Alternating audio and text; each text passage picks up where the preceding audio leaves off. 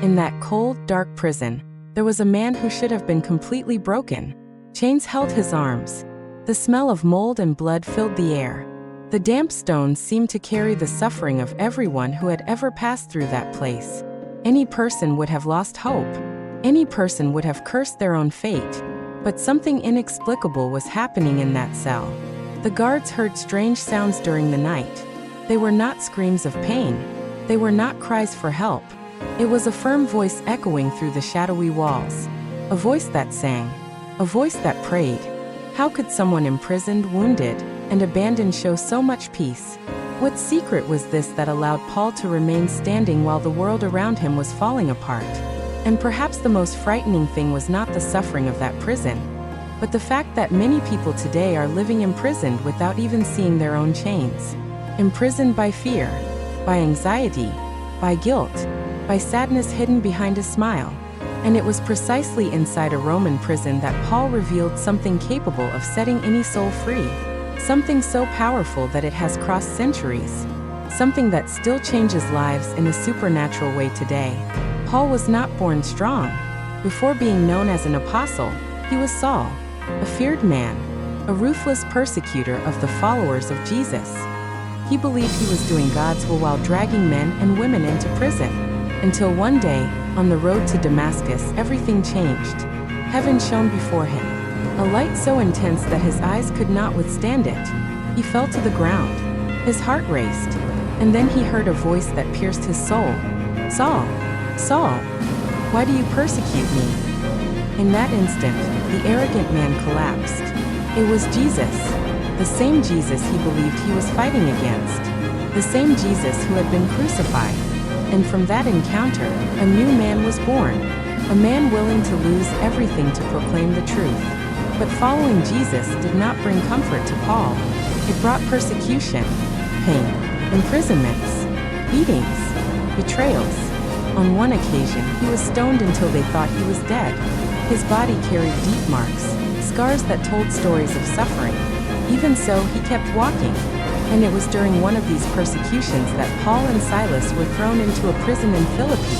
The soldiers violently beat them. They tore their clothes. They wounded their backs. Then they threw them into the deepest cell, fastening their feet in the stocks. The ground was cold. Blood flowed from their wounds. The pain was almost unbearable. And in that heavy silence of the night, something happened that no one expected. Paul began to sing. Yes, sing. While other prisoners cried out in despair, Paul lifted praises to God. Silas joined him in prayer. The chains were still there. The prison still existed. The pain still burned in their bodies. But inside them, there was a freedom that Rome could never imprison. And perhaps this is exactly what many people still do not understand. The true prison is not made of iron. It is born within the soul. There are people free in the streets, but imprisoned by emptiness. Imprisoned by sin, imprisoned by fear of tomorrow, imprisoned in secret addictions, imprisoned in traumas no one can see. And there are men like Paul, physically chained, yet completely free on the inside. That night, as Paul worshipped, the impossible happened. The earth began to shake. The walls of the prison trembled violently. The chains broke loose. The doors opened by themselves. The jailer woke up in panic. Seeing the prison doors open, he drew his sword. In those days, letting prisoners escape meant a death sentence. But then, in the midst of the darkness, Paul's voice echoed, "Do not harm yourself. We are all here." The jailer froze. It made no sense. Prisoners who had just been given a chance to escape, and no one ran, because something greater was happening in that prison. The jailer fell trembling to his knees and asked, "What must I do to be saved?" That night, it was not Paul who left the prison transformed. It was the jailer. It was his family. It was that entire household. Because when someone truly encounters Jesus, even those around them begin to feel the effects of freedom. That was Paul's secret. His freedom did not depend on circumstances. It did not depend on money. It did not depend on comfort. It did not depend on the absence of problems.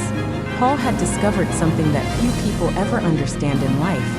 When Christ governs the heart, no chain can imprison the soul. That is why he wrote words that still shake the world today. I have learned to be content in whatever situation I am. Who can say that in today's world? Who can keep faith when everything falls apart? Who can keep believing when doors close? Paul could, not because he was perfect, not because he was invincible, but because he understood that God was still present even in the darkest nights. Maybe you are living in a prison right now. Maybe no one sees your tears. Maybe there is a pain hidden inside your chest, a constant fear, an emptiness difficult to explain. And like Paul, you may be silently asking, God, why is all this happening?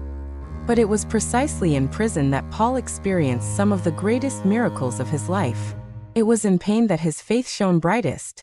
It was in suffering that God revealed his power. And perhaps what seems like a prison today is preparing the greatest deliverance of your life. Because Jesus continues to enter invisible prisons. He continues to break chains. He continues to restore broken souls. He continues to transform impossible stories.